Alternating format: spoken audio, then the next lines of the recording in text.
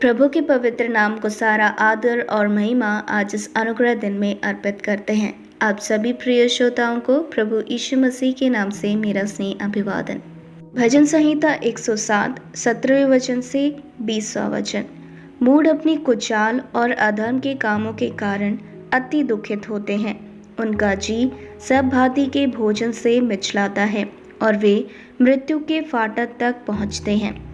तब वे संकट में यहोवा की दुहाई देते हैं और वह सकीती से उनका उद्धार करता है।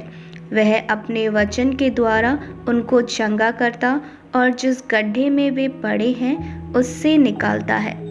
पढ़े गए अनुग्रहित वचन से मृत्यु के फाटक से बचाने वाला परमेश्वर विषय लेते हुए आज के मनन के लिए प्रभु की शरण में आए।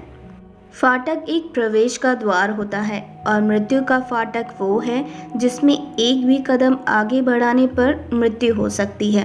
कष्ट हमारे जीवन में आने का कारण वचन हमें सिखाता है। मृत्यु के फाटक तक पहुंचने का कारण मूढ़ता बताया गया है। मूढ़ अपनी कुचाल और अधर्म के कारण दुखित होते हैं और उस दुख की अवस्था में भोजन से भी उनका मन मिचलाता है और उनको कुचाल और अधर्म के कारण वो मृत्यु के फाटक तक पहुंच जाते हैं। लेकिन जब मृत्यु के फाटक में उस संकट के समय में उन्होंने परमेश्वर की दुहाई दी, तब परमेश्वर उन्हें उस गड्ढे में नहीं छोड़ देते, लेकिन वो अपना वचन वहां भेजकर उनको चंगा करते हैं। क्यों? जीवन में अनेक मूढ़ता यदि हमसे हुई है तो उसका भविष्य मृत्यु का फाटक है। ये बड़ी आत्मिक बात हम समझें और परमेश्वर की दुहाई देते हुए अपनी मूढ़ता और अधर्म को जाने और अधर्मों को ना छुपाए, बल्कि परमेश्वर के सामने उसे माने, क्योंकि परमेश्वर का प्रेम और उसकी दया बहुत ही बड़ी है।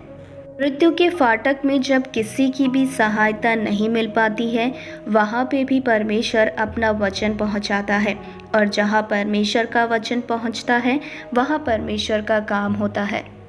गड्ढों से, मृत्यु के फाटकों से जीवन की ओर हाथ पकड़कर उठाने वाला करुणामय परमेश्वर कितना दयालु है, उसका स्नेह बहुत ही बड़ा है। हमारे जीवन की मूढ़ता को, हमारे अधर्मों को उनका हिसाब ना मांगते हुए अपना वचन भेजकर हमें चंगा करने वाला परमेश्वर दयावान परमेश्वर है। हम अपने आप को बुद्धिमान, ज्ञानवान, योग्यवान, प्रतिभावान, गुणवान साबित ना करें, बल्कि सत्य को जांचकर सही में हम मूढ़ ही हैं ये जानते हुए हम अपने अधर्मों को पहचानें और उसको छोड़ें। सामुएल की पहली पुस्तक 25वें अध्याय को जब हम ध्यान करते हैं तो वहाँ माओन में रहने वाला बहुत धनी व्यक्ति जिसका नाम नाबाल था, दाऊद और उसके जवानों से उसने दुष्टता की।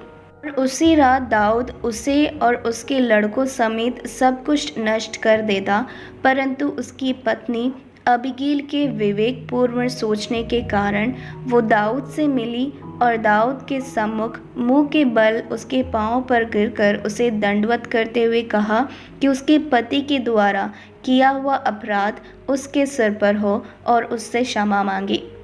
जहाँ पे खून की नदियाँ बह सकती थी, लेकिन एक विवेकपूर्वक सोच के कारण वहाँ की परिस्थितियाँ बदल गई। वचन हमें बताता है कि राजा शाऊल के अधर्म के कारण उसका राजत्व उससे नष्ट हो गया।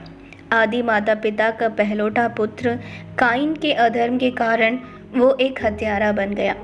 उज्जिया राजा के अधर्म के कारण वो एक कुष्ठ रोगी हो गया। उज्जा के अधर्म के कारण वो मारा गया। हनन्याह और सफीरा दंपति के अधर्म के कारण दोनों की मृत्यु हो गई। मुझे सुनने वाले मेरे प्रियजनों, धनवान हो, राजा हो, ज्ञानवान हो या समझ रखने वाला हो, वो भी अधर्म कर सकते हैं, लेकिन आत्मा की अगुवाई के अनुसार जीवन में होने वाले अधर्मों को जानकर हम आगे बढ़ें और वचनों के द्वारा हम चंगाई को प्राप्त करें। आइए हम प्रार्थना करें। स्वर्गीय पिता परमेश्वर, हमारे जीवन में होने वाले अधर्मों को समय समय पर जांच कर, पहचान कर, पीछे हटने के बजाय परमेश्वर के सम्मुख मान कर उनसे छुटकारा पाकर आगे बढ़ने में आप हमारी सहायता करें। इस प्रार्थना को प्रभु यीशु मसीह के नाम से मांगते हैं, आमीन। प्रभु आप सभी का दिन बहुत आज से अनुग्रहित करें।